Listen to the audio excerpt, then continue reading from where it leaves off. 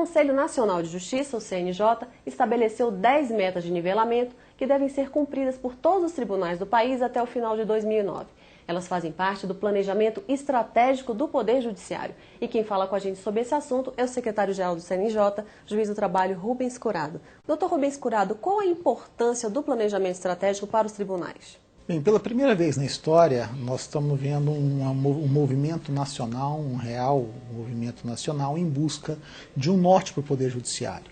Era comum nós, na conversa em geral nos tribunais, percebermos que os tribunais eram como ilhas, que isoladas, cada tribunal fazendo o seu próprio plano de ação, seus próprios projetos de forma isolada, sem conhecer a realidade do outro, sem conhecer o que já existia no outro tribunal, sem compartilhar experiências, e muitas vezes deparávamos em conversas informais com colegas de 10, 15 tribunais executando exatamente o mesmo projeto, por exemplo, na área de tecnologia da informação. Então, sempre com dinheiro público e com grande desperdício de tempo e de dinheiro. Então, dentro desse contexto, os presidentes dos 91 tribunais brasileiros se reuniram em agosto do ano passado em Brasília, no primeiro encontro nacional do Poder Judiciário, e eles definiram, então, a necessidade de construção de um planejamento estratégico nacional.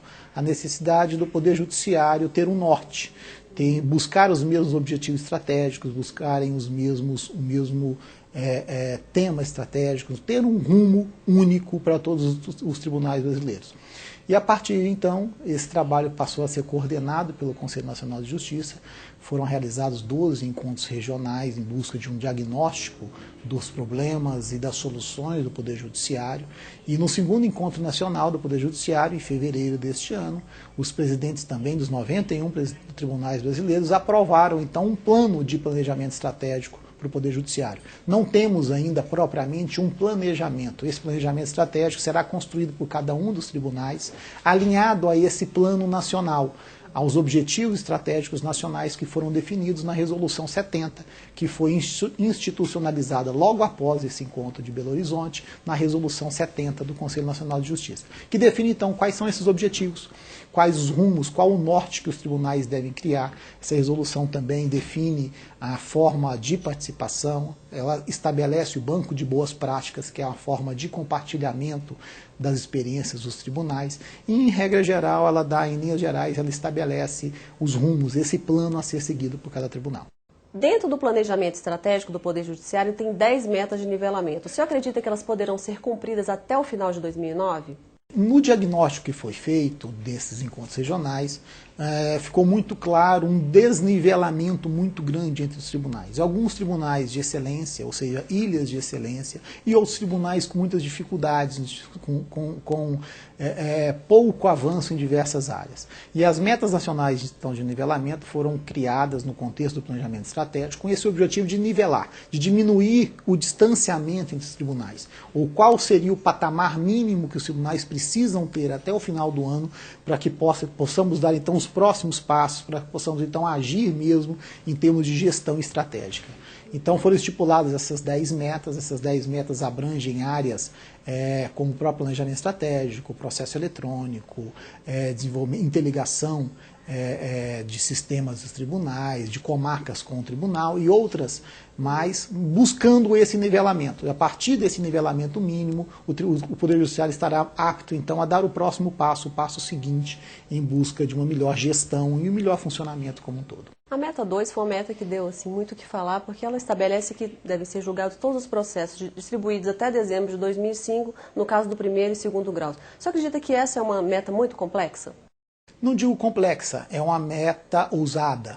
E toda meta precisa ser ousada. Se não for ousada, se não tiver esse objetivo de puxar, de motivar, de engajar as pessoas, ela não tem muito sentido. Então ela é uma meta ousada, mas factível. Já fizemos um diagnóstico e temos aproximadamente 50% dos 91 tribunais brasileiros que já cumpriram ou estão em vias de cumprir a meta 2, que é essa do julgamento dos processos até 2005. Muitos tribunais estão tendo muita dificuldade. Para tanto, fizemos agora há poucos dias um workshop com gestores dessas metas nesses tribunais, são especificamente 38 tribunais que têm um maior volume de processos anteriores a 2005, e esses próprios gestores das metas traçaram ações coordenadas que servirão uma espécie de cartilha para que cada um possa seguir e para que cheguemos no final do ano com essa meta totalmente cumprida. No caso da Justiça do Trabalho, não vai ser muito complicada a meta 2? Sim, a Justiça do Trabalho mostrou-se, junto com a Justiça Eleitoral, o ramo do Judiciário com menor dificuldade nessas metas. Tem especificamente alguns tribunais, aqueles maiores tribunais que nós já prevíamos que seriam os que teriam maior dificuldade, que são aqueles que têm maior volume de processo. Mas também um volume bem razoável, que entendemos será perfeitamente factível até dezembro. Tanto é que só alguns poucos tribunais do trabalho foram convidados para esse workshop, somente aqueles que nós entendemos que tem um número significativo de processo e que precisaria de uma ação específica, uma ação mais detalhada para o cumprimento da meta. Na questão do planejamento estratégico individual de cada tribunal, como definido na meta 1, a gente sabe que alguns tribunais estão tendo dificuldades até nessa primeira meta. Como está sendo feita essa fiscalização? Você acredita que vai ser realmente possível todos os tribunais fazerem o seu planejamento estratégico alinhado com esse plano nacional? O Conselho Nacional não fala mais em fiscalização, em imposição. Nós falamos em participação, em parcerias, em trabalho em conjunto. Tanto é que na própria resolução nós previmos e estamos fazendo que o CNJ daria todo o apoio técnico aos tribunais que tivessem dificuldades na construção do seu planejamento estratégico. Na verdade, passa por uma aplicação de uma metodologia de planejamento estratégico, então tem um conhecimento científico por trás que realmente muitos tribunais não têm servidores que têm esse conhecimento. E, para tanto, então, estamos contratando uma consultoria para dar esse suporte técnico para todos os tribunais que desejarem. E não temos dúvidas que em pouco tempo já estará encaminhado e até o final do ano todos os tribunais terão esse planejamento estratégico desenhado, aprovado pelo seu órgão especial ou pelo plenário. Qual a importância da participação das entidades de classe e dos juízes de primeiro e segundo graus na questão do planejamento estratégico? A participação efetiva de magistrados e servidores indicados por associações, por suas respectivas associações, é um dispositivo expresso da Resolução 70 e foi aprovado, portanto, pelo plenário do Conselho Nacional de Justiça por unanimidade. E mas a constatação que embasou essa previsão da regulamentação é a necessidade de democratização mesmo do debate, a necessidade de democratização do planejamento estratégico, do planejamento orçamentário de todos os tribunais. Até com uma tática de implantação e de engajamento de servidores e magistrados. Todos os magistrados e servidores precisam se ver no planejamento, precisam ver seus anseios, seus desejos espelhados no planejamento e para isso então precisam participar efetivamente, precisam lançar suas ideias, precisam discutir com o tribunal quais são os melhores rumos. Nós estamos falando de um poder público, nós estamos falando de administração pública, estamos dentro do Estado Democrático de Direito, então nada mais natural do que ampliar esse debate, discutirmos amplamente qual o planejamento estratégico, qual a gestão estratégica, qual o planejamento orçamentário, como deve ser a execução orçamentária, com todos os partícipes, todos os atores do tribunal. E sem dúvida os juízes de primeiro grau, os juízes de segundo grau, os servidores, são atores de todo esse cenário, são atores da administração pública e precisam, então, ser ouvidos e, mais do que ser ouvidos, participar efetivamente dessa construção. O CNJ ele divulgou recentemente o Justiça em Números, né? Como o senhor, como juiz do trabalho, avalia aqueles números da Justiça do Trabalho que, de certa forma, foram positivos, né? Muito positivo. A Justiça em Números avalia a Justiça do Trabalho estadual e federal. E os números da Justiça do Trabalho são os melhores números dos 3 segmentos. A Justiça do Trabalho tem hoje a menor taxa de questionamento, tem o percentual de casos julgados por magistrado e tem a menor carga de trabalho, de forma que não há dúvida que hoje é a justiça que melhor funciona no país. E o grande desafio é que a Justiça do Trabalho continue nesse rumo. Ainda temos muitos problemas.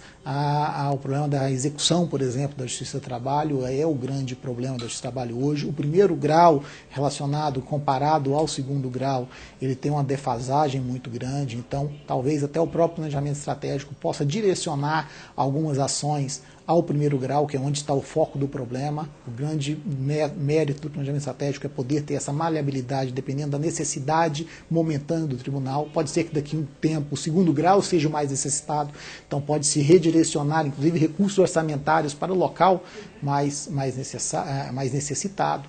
De forma que vejo hoje esse trabalho como uma ilha de excelência, vamos dizer assim, mas que temos muitas dificuldades ainda e precisamos cada vez melhorar mais, inclusive na aplicação orçamentária, na diminuição de despesas, eficiência mesmo quanto aos gastos, os custos mesmo operacionais da justiça. Então esse Justiça em Números é um instrumento importante, né, para as pessoas utilizarem na questão do planejamento estratégico. Sem dúvida. O Justiça em Números traz um panorama geral do funcionamento do Poder Judiciário, de cada segmento e de cada tribunal, inclusive com dados comparativos entre os tribunais. Ali é possível verificar os tribunais, mesmo dentro da Justiça do Trabalho, quais os tribunais que estão melhores em um dado ou outro, e a partir daí verificar mesmo aqueles tribunais que precisam de mais ajuda ou aqueles que não precisam de tanta ajuda, até para a aplicação efetiva do planejamento estratégico e também na execução orçamentária. Por fim, eu gostaria que o senhor deixasse uma mensagem para os presidentes dos tribunais sobre a importância do planejamento estratégico. Bem, a mensagem que eu deixo é a mesma da Resolução 70, não poderia ser diferente. É imprescindível o planejamento estratégico, é imprescindível a melhoria da gestão do Poder Judiciário, precisamos modernizar a gestão do Poder Judiciário como um todo, precisamos aperfeiçoar a aplicação dos recursos, precisamos melhorar a eficiência operacional, por assim dizer, precisamos melhorar a capacitação de pessoal, a capacitação de pessoas, precisamos investir em todos os objetivos estratégicos ali desenhados, como infraestrutura, tecnologia, orçamento, capacitação de pessoas, transparência, comunicação, precisamos conversar mais, precisamos debater mais, trocar experiências, precisamos investir em responsabilidade social, em acesso à justiça, em efetividade do judiciário, de forma que o planejamento estratégico, na minha avaliação e na avaliação do Conselho Nacional de Justiça, ao editar a Resolução 70, é imprescindível para a melhoria do Poder Judiciário e para a melhoria dos serviços judiciais que são entregues à sociedade. Certo, muito obrigada pela entrevista. Agradeço. Você pode também participar da TV Anamatra. Envie sua crítica ou sugestão para o e-mail tv@anamatra.org.br.